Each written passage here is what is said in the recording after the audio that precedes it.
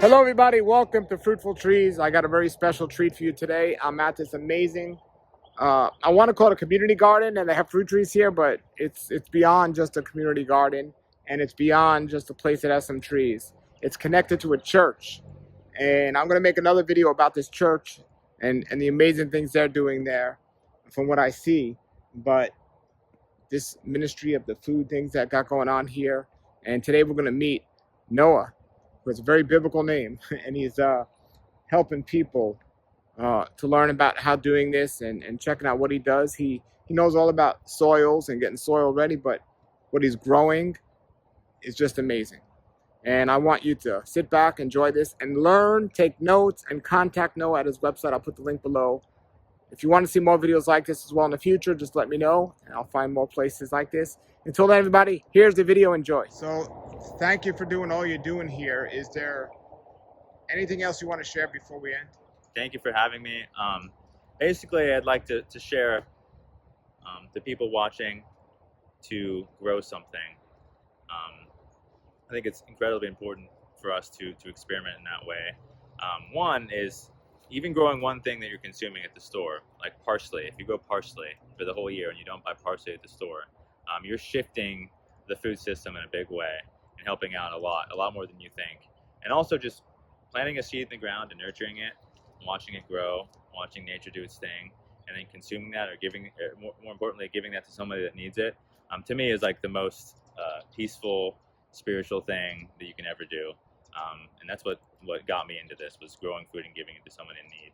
So I recommend everyone just try that once in their life and see what you feel about that. Great. We're going to put your contact information below, but tell everybody your website, and they can go there right now and check it out. The website is thefruitfulfield.org, and all the contact information is on that. And open volunteer days are again Wednesday, Friday, Saturday, 8 to 11.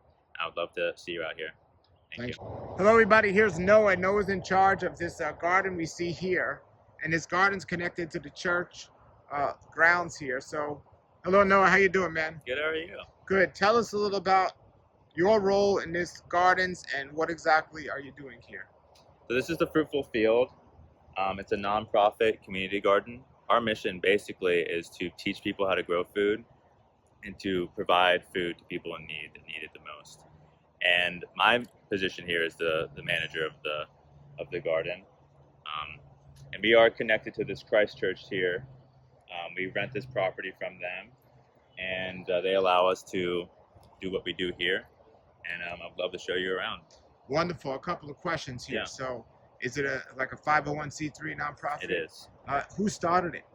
A person named Flavio started this in 2010. In 2010? Yeah. Where's Flavio now? Is he still part of it? He's not still part of it, but we still remember him and love that he started it. Okay. Okay. So how much acreage is here? Or how much land, if there isn't even? The land is about 5-ish acres that we operate on. The whole church property is 8-ish, 10-ish in total. Okay, so it's a community garden, you're saying? So there's a couple different operations. This All first section here is all community raised beds. So Okay. we have the community come, and we charge $40 for the year for someone to have this plot and to be able to grow what they want to grow and share amongst the other community members. And then from here on is the rest of the production. So traditional, like organic production style of growing lots of vegetables. And we have a CSA, which stands for Community Supported Agriculture, and that basically allows us to fund what we do. So people buy in to a season, and they get a share of what we harvest every week. And it's a buy a share, give a share program. So with the amount that they're paying allows us to then donate produce to people that need it the most, low-income communities and homeless. So, okay, so there's homeless people connected to the church here. Yes. So is what you're saying with the shares and the way it's set up that they're allowed to eat some of this or get some of this food? Yeah, either get it by me donating it to the food pantry or donating it to the church and them cooking it for fresh meals, or other various pantries in the area. Also just people that come that need food, I would never turn them away. So before these gardens were here, at the church that the nonprofit is renting from, before they were here, what was here? what I've heard was here was it was mostly a dumping site. So there was a lot of piles of asphalt everywhere. It wasn't really used recreationally or for housing in any way. It was just a dump site basically. I don't know if it was a municipal dump site, but I know that I still find large chunks of asphalt around. And how long has this church been here? I don't know exactly when the church has been here, but we started in 2010. So that's when we started to, transform the place here. All right. Besides the gardens, which we're going to check out, now you teach people how to grow. Something like there's a big organization in Fort Myers called Echo, right? Yes. Is that familiar. similar? Are you a smaller version of them to a degree, at least from the teaching aspect? Yeah, we have a couple different programs. One's called Grow City Youth. So with foundations and donations, we hire high school teens from the age of 14 to 18 to come, and we give them a first-time job experience. So we're allowed to pay them, which is awesome. We pay them hourly, and they come out and they learn how to grow food. They learn how to cook food from the harvest. We teach them public speaking skills and resume building, and we get other community jobs and people to represent other jobs to come out and talk about what they do. So it's basically a first-time job experience to get people prepared, or young teens prepared for the workforce, but also, more importantly, teaching them, how food is grown, where food comes from, how to cook, how to grow food, which is something that we've lost in society. Yeah. So Besides the vegetable garden, which we're going to see, do you have fruit trees here? we have a few fruit trees. Fruit trees is on the ups and ups. I'm kind of slowly revamping. We just got about 200 fruit trees in pots to be planted, but we want to make sure that the soil is good and that we prepare the area for fruit trees prior to that. So that's on the coming up. Sure. The 200 trees you got in pots. Yeah. Is that through the nonprofit, or did you show it out yourself? No, we're hopefully going to be partnering with a person. His name's Justin, and he does syntropic agroforestry, which I'm familiar with. And we want to do that. There's some sections that I'll show you of the Fruitful Field that are mostly invasive trees and aren't really doing much for us.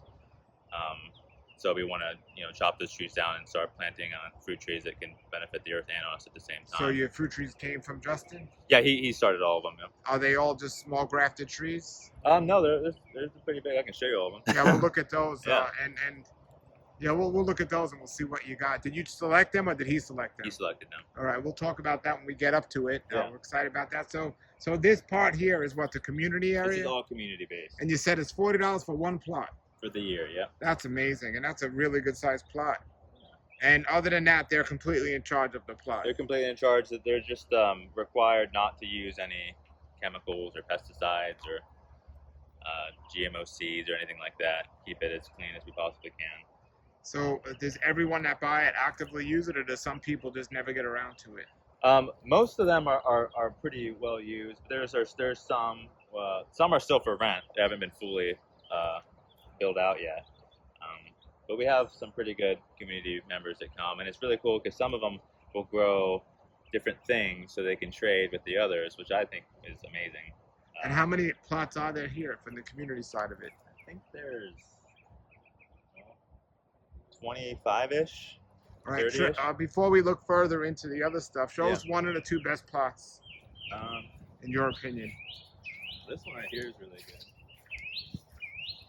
Pretty.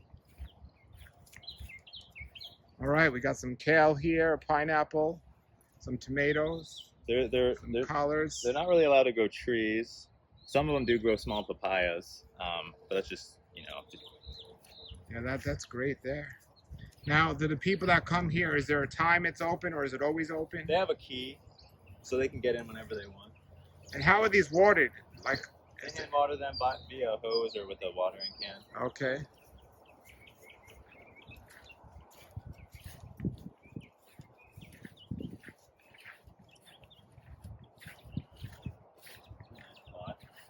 Yeah, that's really nice. Kind Now- of geometric. Do you know the people that do this on a personal level? How I know much- this person on a personal level. And do they have experience with the growing, or is this their first time just This is growing their and first learning? time.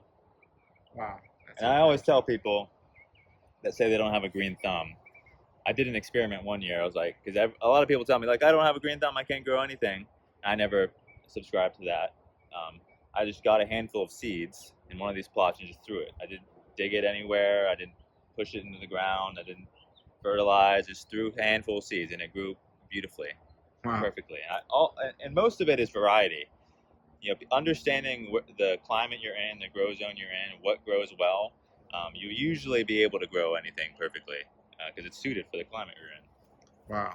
This is our first time, and look at this. Look at this Yeah, abundance right really here. excellent, excellent. All right, show us beyond the community side of things, and this is just a bunch of nice plots. I'm going to put the contact information below if anyone's interested in getting a lot and there's one available. Just contact Noah, and we'll take care of you. I'll put his contact information below the video, but now he's going to show us some other parts. So we had tomatoes in here about 5 days ago. So there were tomatoes in here that they harvested. So, little recent history. In the past month or so, we've had a well issue, which wasn't something we were expecting for the season. Basically, our well was sucking up groundwater, and it clogged a lot of our drip tape. So things happen in gardening, so we got to roll with the punches. So our production isn't as peak as it normally would be during this season because of our water issue. But being able to water is super important.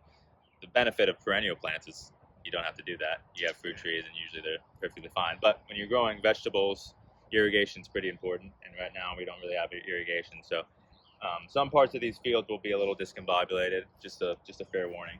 Okay. This is cool. Are you familiar with this? Bay rum. Bay rum tree, yes, they smell amazing. Yeah. We tell a lot of people to steam it in rice.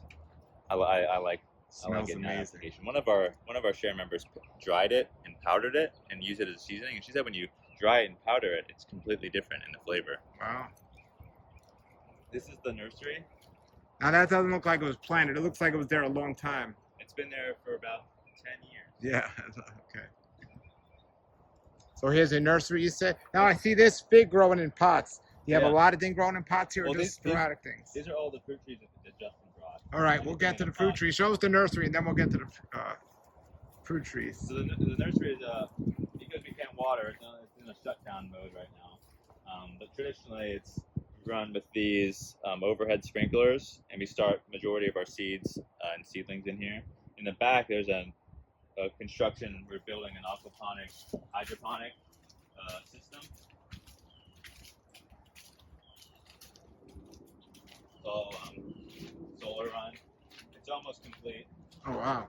But basically, this will be the aquaponic side, and then the hydroponic side will be. We're using this person in Florida invented a fully organic hydroponic solution. So we'll still be growing organically. It's basically a beefed up compost tea that you can use as a hydroponic solution. Nice. Tell everybody the difference between hydroponics and aquaponics. So basically, aquaponics uses fish in combination.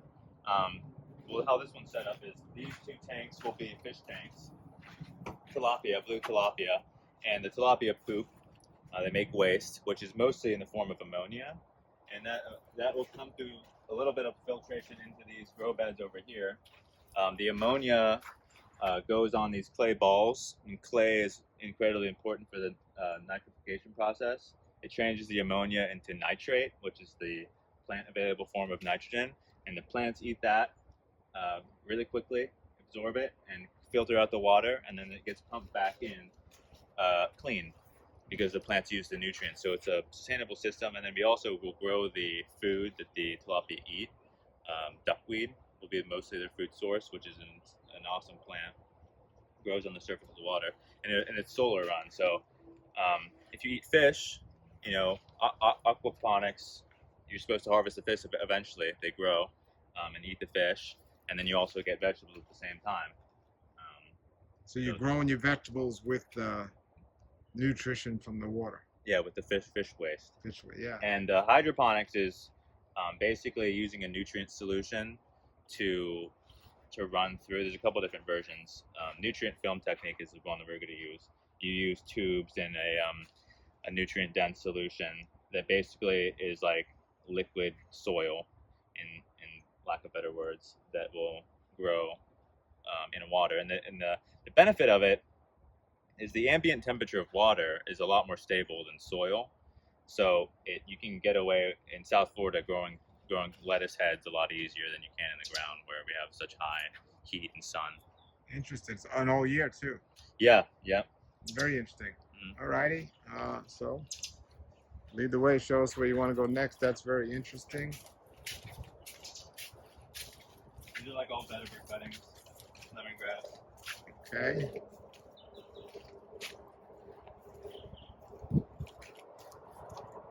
Here's some potential fruit trees. All right. So some fruit trees. What do you got here? Is that mamey? I believe. And Yeah. Tamarind. And they got them in grow bags. And these are all ready to go in the ground. We're just waiting on approval from the church to be able to start on this project. Okay. Wow. Javas. Wow. They got Avocado. Is that star fruit? Yeah. Star fruit. Cajun peas, which is one of my favorites.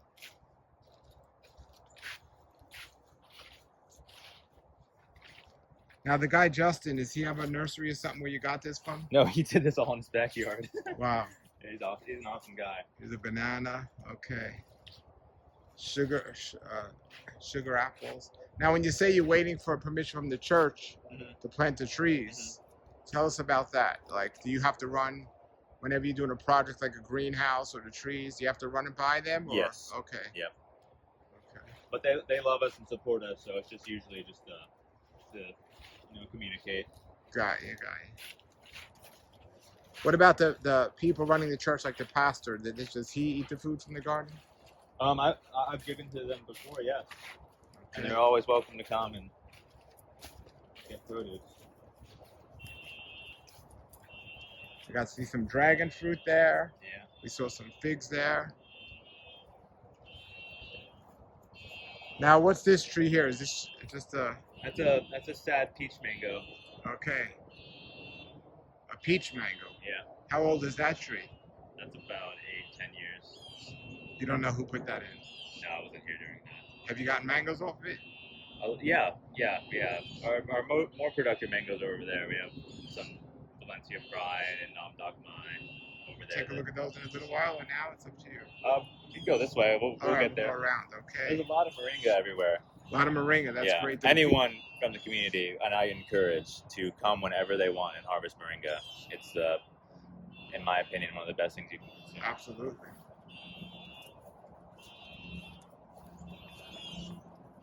Now I noticed you have a shirt on that says urbanabundance.com. Yeah. Everybody, this is our friend Jack from urbanabundance.com.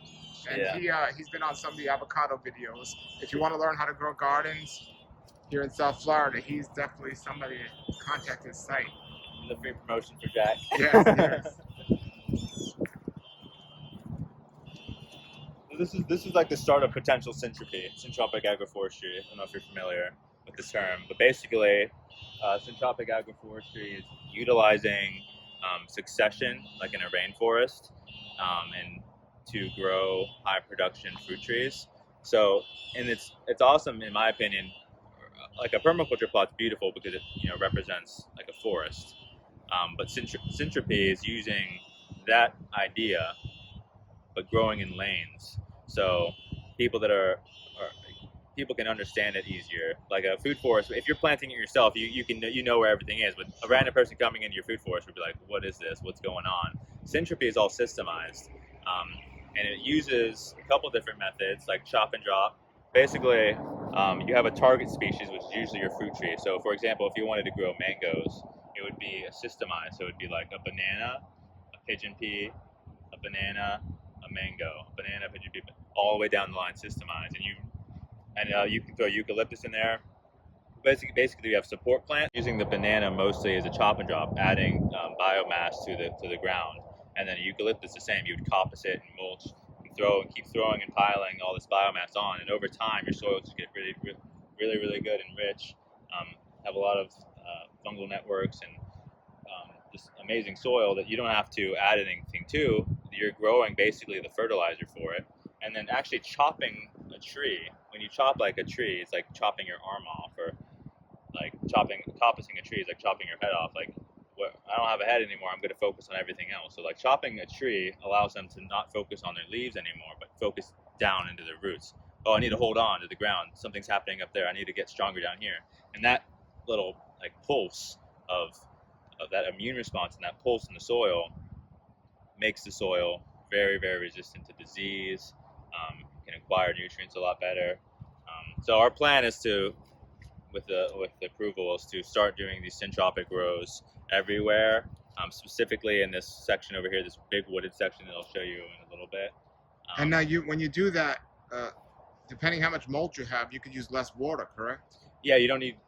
Eventually, you won't need any water. When you first put the system going, you want to water them a little bit to get them established, but eventually, you won't need any. I recommend, if anyone wants to learn more about it, my friend Matthew Reese. I was just gonna say I was at Matthew Reese's place. I'll put a link below the video to that place. Oh yeah, and he's like an advanced doing that particular. He's actually growing. doing it. I was just gonna mention his name. So okay, that's awesome. And that's a fruit tree straight ahead there, right? Yes. What's a sugar apple? I believe that's a canisteel. Canisteel, okay. It actually produced the first time this year, and the cold kind of allowed this. We had a cold a little bit, and the tamarind didn't really like it that much. Okay.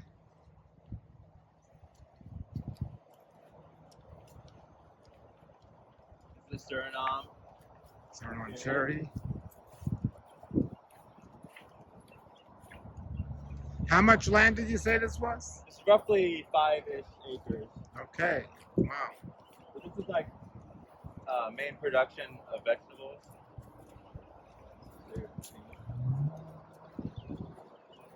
You said you follow a raw vegan diet? Yes. What's your go-to vegetable of choice?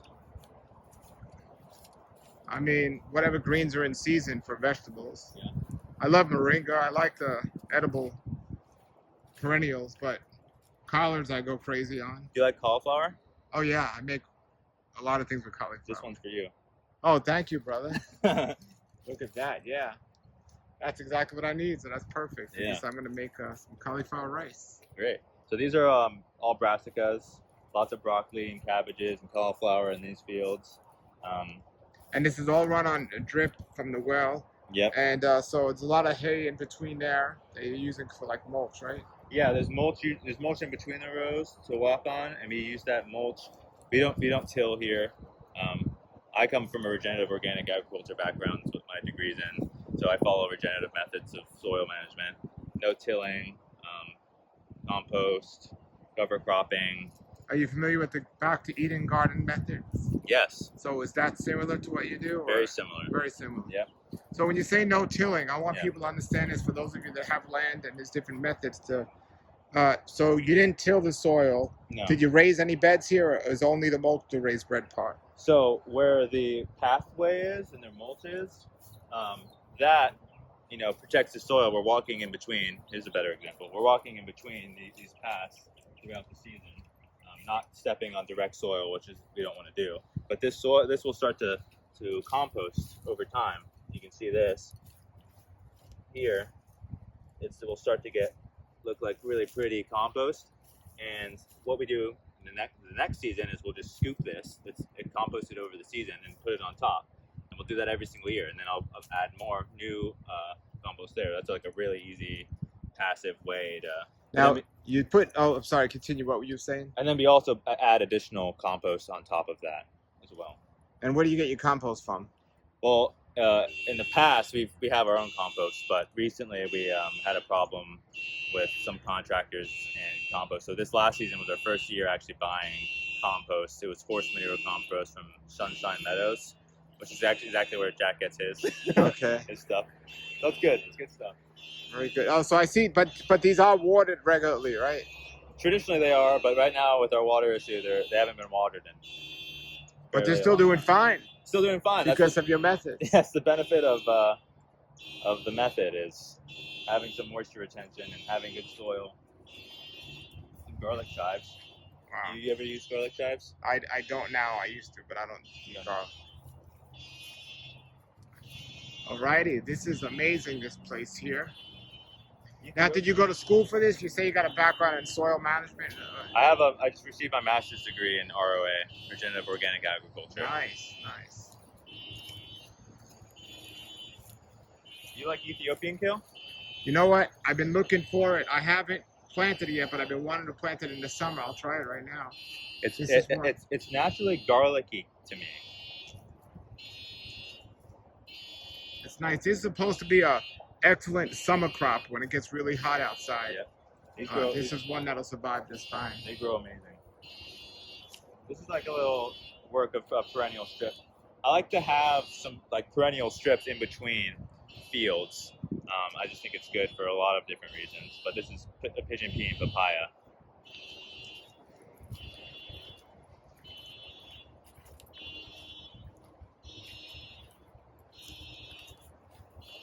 This one's really good. Hanzai Thai. It's a broccoli. This isn't a traditional broccoli. It's a Chinese broccoli that's super good. And of course, you could eat the leaves on all broccoli. The leaves are the primary crop of this particular broccoli. It's not the head. Do you like radishes? Yeah. I'll give you a good radish.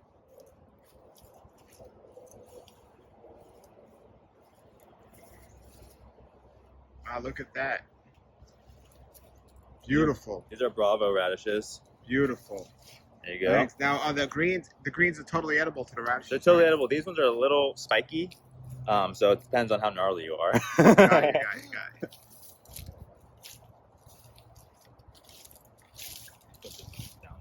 How does kale do out here?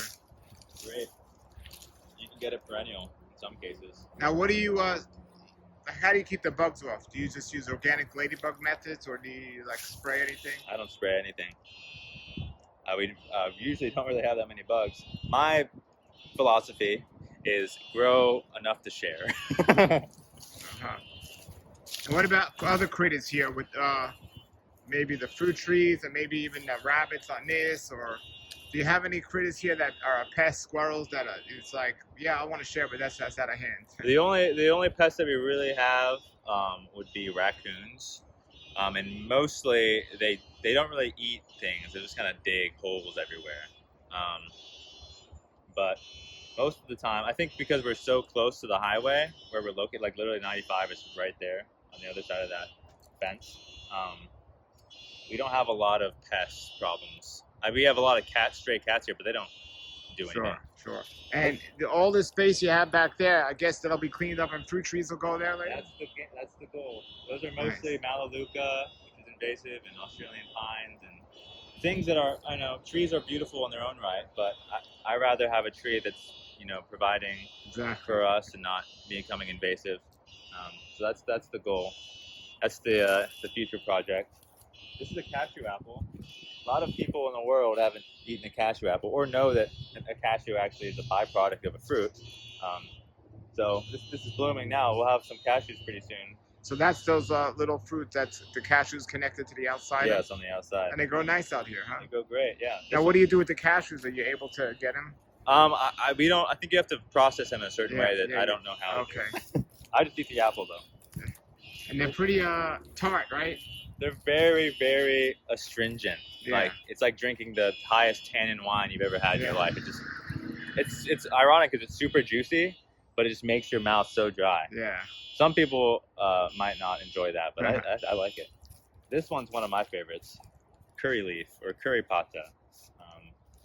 Just the smell alone is like some of the best to me. Yeah. Oh, nice. Very, very strong. A lot of pineapples out here. It's like a little pineapple patch. A big pineapple patch. That's great. Now, how long does it take for the pineapples? It's like quite a while, right? All of these, probably 98% of these will produce this year. But how long have they been in the ground?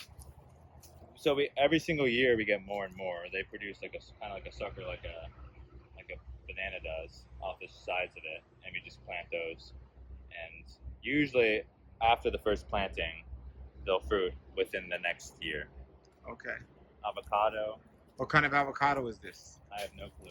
Okay. But it's tasty. Is it a big one or a small one? It's a big one. It's a big Florida. And what year? What season does it usually come? This one is a summer. Summer one. Yeah. Okay. It's probably, It might be a Simmons. Or yeah, a Simmons or a Day, maybe. one of those. It's good. And what are you doing with that for water or anything? Do you water that at all?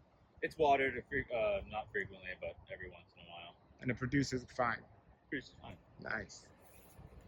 All the papayas you see, no one planted those intentionally. They just grew up by themselves. Yeah, birds will eat the seeds and do what nature does best. So in this whole section, it's about 100 feet to the wall. It's just all these trees, a lot of Melaleuca trees. I started clearing some. It's gonna take a little bit by myself, but started clearing some so we can start planting fruit trees. Like this is a large space back here to potentially have a lot of fruit trees for the community. And Now, did the church or the homeless work with you together, saying, "Hey, let's have a day where we can just all volunteer, or a morning, and just everyone can help"? Mostly our volunteers aren't within that demographic, but I encourage and love any form of volunteer that comes. Okay.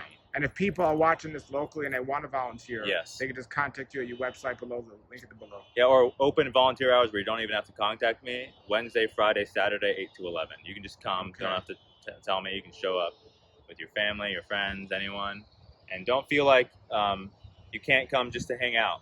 You don't have to come and volunteer. This is a community garden for people to come and enjoy nature and relax and walk around.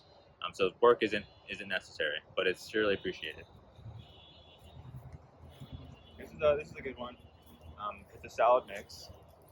We call it the salad mix, even though none of the greens in this mix are lettuce. So it's like a little Florida hack to a good salad. I'll let you try some. Do you like? I'll give you one of every little piece. I'll tell you what Now, it is. when you got the seeds, did they come in a packet that said salad mix, or did you mix them yourself? This is a Johnny Selected Seed Premium Greens, is what it's called.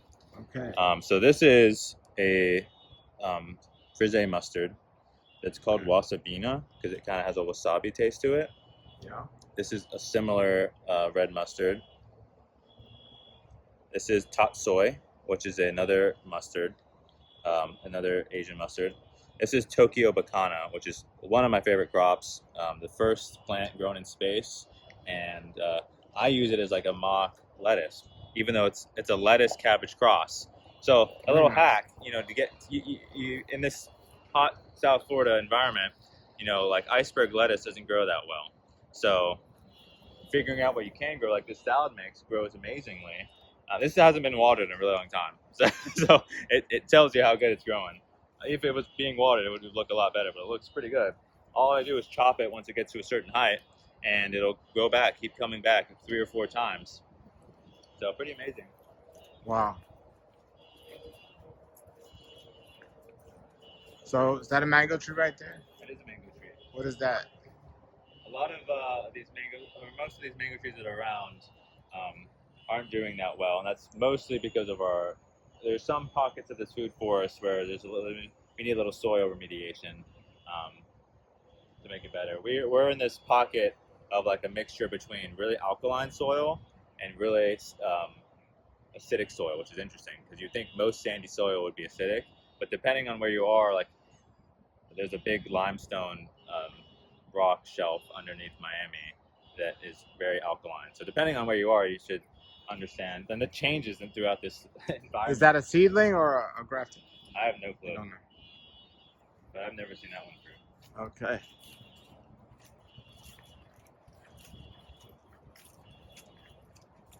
This is a loquat. Loquat tree here.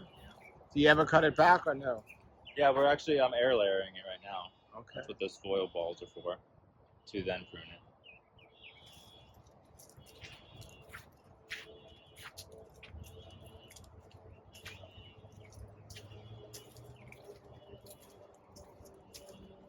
These are some big mangoes. Yeah, you said you had Valencia Pride and what else? Valencia Pride, Nam Dak Mai. And the middle one is, we don't know what it is, but it's very good. Valencia Pride is one of my favorites. So you don't spray these trees. Do they get water or they don't need them at this point? They don't really need them at this point, but the church, actually this blue line here, is actually from the AC unit, so it does get water. Oh, they're using the water from the AC Yeah, unit. which is That's like wonderful. distilled perfect water. So Yeah. they probably really love that. In my opinion, these mangoes are a little too large. I like to keep mine under 12 feet for ease of harvesting. Yes. Like the Dr. Richard Campbell version of Yeah. mangoes. Do they ever cut these back or no? I cut them back. I prune them every year. Okay. But they're large. Yeah. Yep. They sure are. We have a community yoga deck that was recently built by an Eagle Scout for his Eagle Scout project, which was something I would never think I would utter in a sentence. But beautiful. And this back section there is we're attempting to transform it into like a little meditation zen place to sit area. So this is like where the food forest will be revamped soon. There's a lot of moringa and a lot of mismatched things. See a coconut over there. It's coconut and banana and papaya, some fig, mulberry, but it's on the up and up.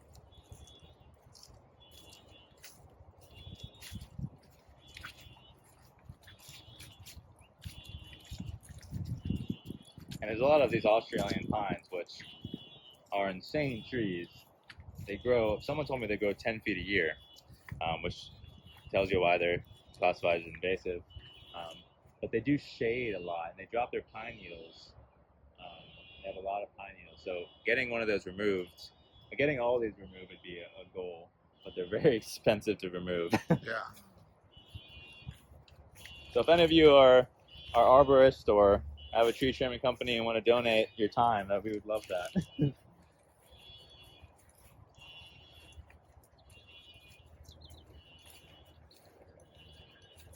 This is wonderful, wonderful. Yeah. Now, what about the street in front of the church and so on? Have you spoke to them or had any aspirations of planting trees, like wherever you could fit one on the property that's not in the way, or do they try to just keep it in the garden area? I try to keep it mostly in the garden area. I mean, there is a lot of potential out here for fruit trees, and the garden's open. So I encourage community to come out and be with nature whenever they can. We do have an open market the third Saturday of the month. We'll have our produce for people to buy, and we're also EBT SNAP approved. So if you fall under that classification, you can buy our produce with an EBT or card at a discounted rate. We'll have other vendors. We have about 10 other vendors that are all kind of in the same scope of sustainability and art and things like that. So do you have any problems with outsiders coming in and taking stuff or anything like that? Or? Yeah, there's the occasional people that come in and take a lot of things without asking, which in my eyes, I always think that those people needed it more than I did. But if you are hungry and you want something, I'd much rather you ask me, and I would harvest the plant in the way that it likes to be harvested, so that I can get you what you need and the plant can survive longer. Sure. What's your long-term goal for this garden and also for what you do as a career? My only goal really is to feed people good food. Diet is one-on-one with our health, and there's a lot of community and a lot of people in the world that don't have access to good produce that has nutrients and minerals and everything they need in it. And mostly the low-income families or the homeless cannot afford to go to Whole Foods and get organic produce. So my main goal is really to get food to that demographic, to support them in their ways and to make them healthy via food. And so the goals for this place is to get enough funding so that I can donate 100% of what I grow to anyone in need. That would just fill my heart so much. And me for the future, just to feed. Wherever facet I'm in, if I'm feeding people, my heart's fulfilled. Great. Your website, I'm going to put below, and all your information, contact information, everything's on the website, correct? Yep. All right, everybody, there it was, this amazing place. Please, I'm so thankful to meet people that are doing this, and this is their heart, to share the food. Please support and get the word out about this place and other places like this. I mean, this is what it's about, really. You know, it's good to be able to grow your own food and eat your own food, but it's really about being able to have enough where you can literally give it to people in need. And while you're doing that, teaching them how to do this and getting people healthy while you're helping them in other ways as well. So definitely contact uh, Noah and find out more. If you have any questions, comments, or anything like that, post them below. If you like this video, remember to like and subscribe. If you know of anyone else doing something like this or growing fruit trees or anything and you'd like me to go visit them, or maybe it's you, contact me and below, and maybe I'll be able to come to where you are, or maybe do something through Zoom. This is just wonderful. All right, everybody, I'd love your feedback. If you'd like to see more things like this, let me know. Until then, everybody, have a great day and keep growing.